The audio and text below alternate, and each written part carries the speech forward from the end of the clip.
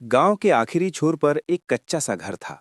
ऐसा घर जिसे देखकर लोग पहले उसकी गरीबी गिनते थे और बाद में वहां रहने वालों की हिम्मत पर चुप हो जाते थे।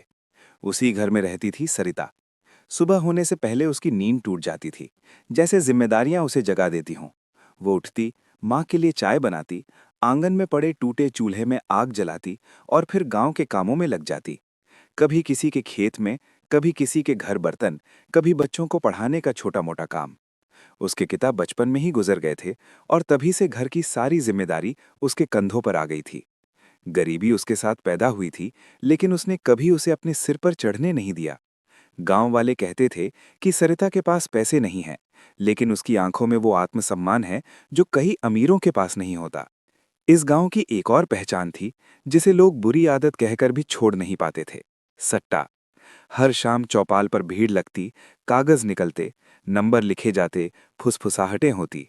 कोई जीतता तो शराब पीता, कोई हारता तो घर बेच देता। कई घर उजड़ चुके थे, कई और उजड़ने की लाइन में थे। सरिता को सट्टे से नफरत थी। उसका मानना था कि मेहनत से कमाया गया 1 रुपया भी सट्टे से जीते 1000 रुपयों से ज्यादा इज्जतदार होता है। उसकी माँ भी उसे समझाती थी कि इन सब से दूर रहना, क्योंकि जिसने किस्मत के भरोसे जीना सीख लिया, उसने खुद पर भरोसा करना छोड़ दिया। एक दिन गांव में हलचल मच गई। शहर से बड़ी बड़ी गाड़ियां आई, काले शीशे, महंगे टायर, ऐसे लोग जिनके कपड़ों की कीमत में गांव के कई घर बन जाएं। सब कह रहे थे कि कोई बड़ा आदमी आया है जो गांव में सट्टे का बड़ा अड्डा खोलना चाहता है। पंचायत खुश थी। कुछ लोग डरे हुए थे और कुछ लोग पहले से सपने देखने लगे थे कि अब तो उनकी किस्मत पलट जाएगी। उसी काफिले में एक गाड़ी से उतरा कबीर। लंबा कद, महंगे कपड़े, चेहरे पर ऐसा आत्मविश्वास जो धीरे धीरे घमंड में बदल जाता था। कबीर शहर के बड़े सट्टाकिन का बेटा था।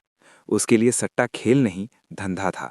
पैसा लगाओ, पैसा बनाओ, इंसान जाए भाड़ में। सरिता उस दिन काम से लौट रही थी। सिर पर एक छोटा सा थैला, पैरों में चप्पल और चेहरे पर थकान। तभी सड़क पर एक गाड़ी रुकी और कबीर की नजर उस पर पड़ी। धूप में झुलसा चेहरा, साधारण कपड़े, लेकिन चाल में अजीब सा आत्मविश्वास। कबीर ने मुस्कुराकर कहा कि एक फोटो खिंचवा लो, गांव की रियल लाइफ दिखानी है। सरिता ने बिना रुके कहा कि रास्ता दो। कबीर को ये बात चुभ गई। उसने आदत के मुताबिक पैसे का नाम लिया और मजाक उड़ाया कि इतनी अकड़ क्यों, झोपड़ी में रहने वाली लड़की।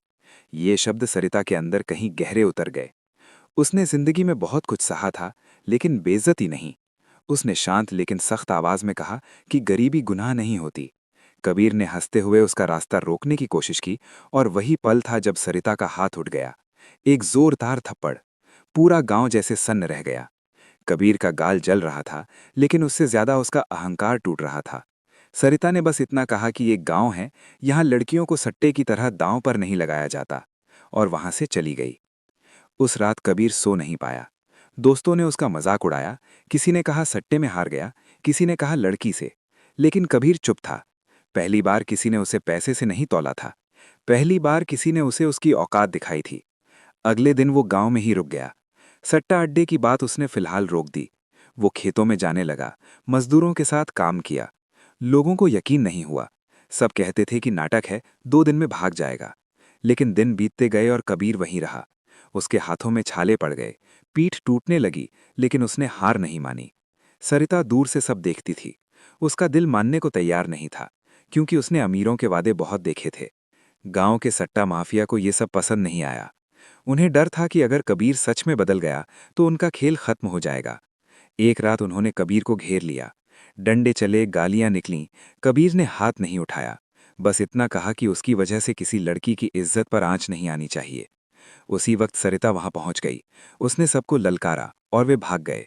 कबीर खून से लथपथ जमीन पर बैठा था। सरिता की आंखें भर आईं। पहली बार उसे लगा कि ये आदमी सिर्फ बोलता नहीं, सहता भी है। अगले दिन पंचायत बैठी। सवाल उठा कि ये सब ड्रामा है या सच। तभी शहर से खबर आई कि कबीर की सगाई पहले से तय है। ये सुनते ही सरिता का दिल टूट गया। वो बिना कुछ कहे उठकर जाने लगी। तभी कबीर पंचायत के बीच खड़ा हुआ और बोला कि वो झूठ नहीं जी सकता। उसी दिन वो शहर चला गया। उसके पिता ने साफ कहा कि या तो ये लड़की या सारी दौलत। कबीर ने पहली बार सट्टे की तरह दाव नहीं लगाया। उसने कहा कि वो इंसान बनना चुनता है। उसने सब कुछ छोड़ दिया। कुछ हफ्तों बाद गांव की सड़क पर एक पुरानी बस रुकी। कबीर उतरा, न गाड़ी न घमंड। पंचायत फिर बैठी। सरिता की मां ने कहा कि गरीबी से डर नहीं लगता, बेटी की इज्जत से लगता है। फैसला हुआ, सादगी से शादी हुई, न सट्टा न दिखावा।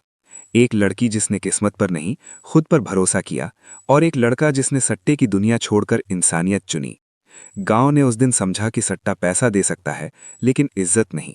और गरीबी हार नहीं होती, हार तब होती है जब इंसान खुद बिक जाए।